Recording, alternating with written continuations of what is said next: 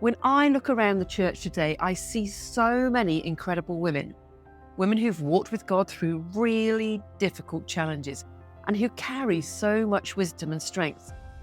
Yet it's these very women who are often overlooked or perhaps unsure where they fit now. I believe the Bible teaches us that older women have a vital place in the church to teach, encourage, and model faith for the next generation. This podcast is here to help you rediscover hope, courage, and the confidence to step into all that God still has for you, because your story matters and your best years are not behind you. Today, we're looking at the story of Jochebed, the mother of Moses. Her journey is such a testimony to trusting God in the middle of seemingly impossible circumstances. And as we saw in the last episode, Pharaoh had issued a decree that every Hebrew baby boy must be thrown into the Nile River. It was a command meant to destroy the future of God's people. But in the middle of this dark time, we meet Jochebed. Now, she and her husband were from the tribe of Levi, a tribe that's called to serve and lead God's people spiritually. And their children were destined for priestly service and were intrinsically part of God's plan. Now, when Jochebed gave birth to a son, Scripture tells us he was a fine child. Now, this is the same Hebrew word that God used when he declared his creation good. This wasn't just a mother's bias or that he was a bonny baby. It was an acknowledgement that this child was somehow different, set apart, that they sensed God's hand upon this child. And we're told in Acts 7:20 that he was no ordinary child. And actually in Hebrews 11:23, it tells us that his parents hid him for 3 months after he was born because they saw that he was no ordinary child and they were not afraid of the king's edict. Now, for 3 months they hid this baby, but as Moses grew, it became impossible to keep him hidden. Jochebed now faced a challenging choice. And her solution to her dilemma was both ingenious and heartbreaking. She wove a papyrus basket, waterproofed it with tar and pitch, and you bet she did a great job of it, knowing that her child's life depended on it, and placed her baby son, just 3 months old, inside. And she set it among the reeds of the Nile. Now, by doing so, she was literally obeying Pharaoh's command to throw every son that is born into the Nile to the letter. But in reality, she was trusting God with her child now that she could no longer care for and protect him herself. And as that basket floated in the reeds, Miriam, Moses' sister, stood at a distance watching. And then it just so happened that Pharaoh's daughter came to bathe. You might remember we saw so powerfully in the story of Ruth that when something just so happens, often it's God orchestrating everything in his perfect timing. So Pharaoh's daughter noticed the basket and sent her servant to fetch it. And opening it, she saw the baby and he started crying and her heart was moved with compassion. Now, this Hebrew word used for compassion is really interesting because it is so much more than she just felt compassion for this child. It encompasses the fact that she had the power to destroy but chose to spare instead. And actually, there's something else to be interesting to explore here, because in Hebrew culture, compassion isn't just a feeling inside you. It's actually linked intrinsically with action. You can't have compassion in your heart without actually doing something.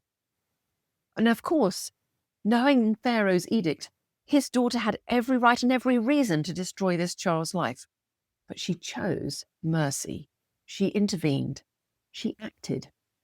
In that moment, compassion meant doing something, and she stepped in, took responsibility, and treated the baby as her own.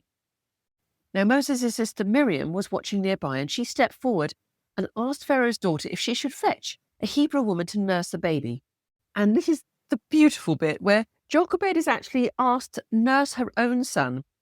But this time, Pharaoh's daughter is not only paying her to do it, but protecting her son from the very edict which threatened his life. So God turned one of Israel's oppressor into his instrument of blessing. And Jochebed was paid to nurse the very child that Pharaoh had condemned. Now, for several years, Jochebed cared for her son because in that tradition, weaning happened when children were about 3 to 5 years old.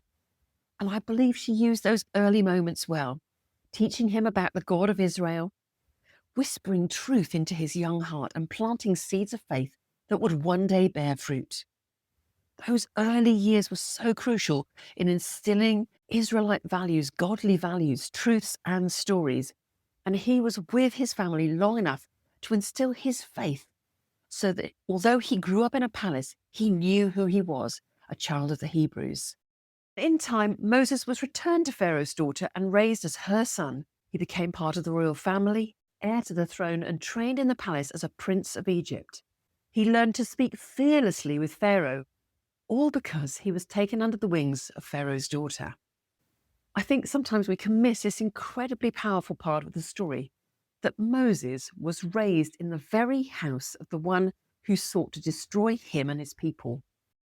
Of course, one day God was going to raise Moses up to lead the nation out of bondage, to confront Pharaoh, challenge the oppression, and to set his people free from slavery. And let's notice something else here. Jochebed's greatest impact happened after she released her child into God's hand. She trusted God, acted in faith even when the outcome was very uncertain, and she planted seeds that would bear fruit long after her part of the story was finished. Well, I think the same can be true of us today.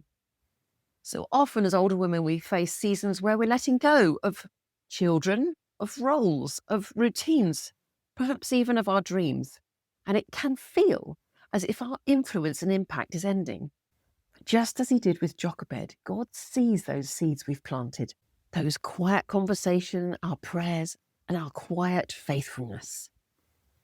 I believe that even in the seasons where our future seems uncertain, our children's future seems uncertain, each of those quiet acts of faith and courage that we've planted so much earlier is not wasted. And I believe God sees every step we take in trust, and he's weaving them into his story just as he's promised. So if it feels as if your season of influence is over, remember, God is still watering the seeds you've planted. Trust him with the outcome. Perhaps this season of letting go feels really hard, painful. If it does, take heart, because just as he did with Jochebed, God is still writing his story through you and those seeds that you've sown. And most of all, Jochebed's story reminds us that sometimes faith simply asks us to do our part day by day and let God carry those things that are too heavy for us. I hope this story has encouraged you today. If it has, perhaps you might share it with a friend who might need to find hope and encouragement today. And if you haven't already, please consider subscribing wherever you get your podcasts and leave a review, because it helps other women find the encouragement they need. And if you've ever felt unseen or wondered if your story still matters, I'd love to invite you to explore more in my book, Invisible Women of the Bible. It's full of stories of women just like you, women who struggled, hoped, and persevered, yet were seen by God. It's in the final stages of the editing, so by the time you listen to this, maybe it's already live on Amazon. But until next time, please remember this: even the smallest act of faith or courage does have a ripple effect when we trust it to God. And whatever impossible situation you find yourself facing today, remember this: God isn't finished with your story yet.